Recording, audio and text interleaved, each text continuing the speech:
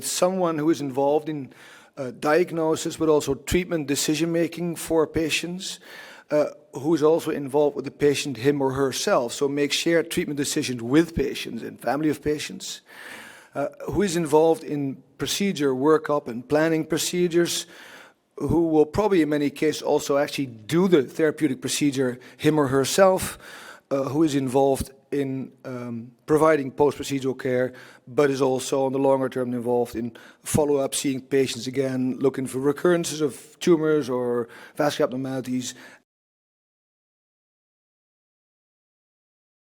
A lot of IR programs are actually still directly recruiting from radiology. That means that we are taking a bunch of radiology trainees that have perhaps made a decision to do diagnostic radiology, and we're then trying to attract them to interventional radiology.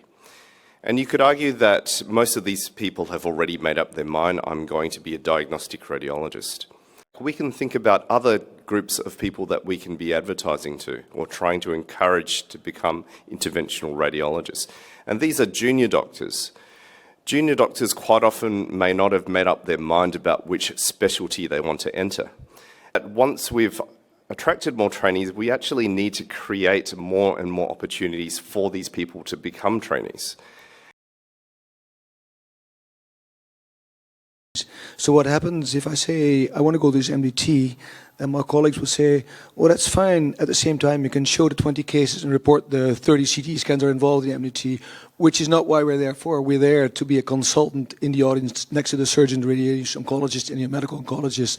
We're going through this at the moment in terms of specialty status application, and it's interesting. I think our home is going to be in radiology for the foreseeable future, because of the fact that of the equipment, and also, you know, in terms of running training programs, you know, that training program, there will be a DR part of the training program. So, you know, there's a very strong tie and a very strong link, and I think it's appropriate.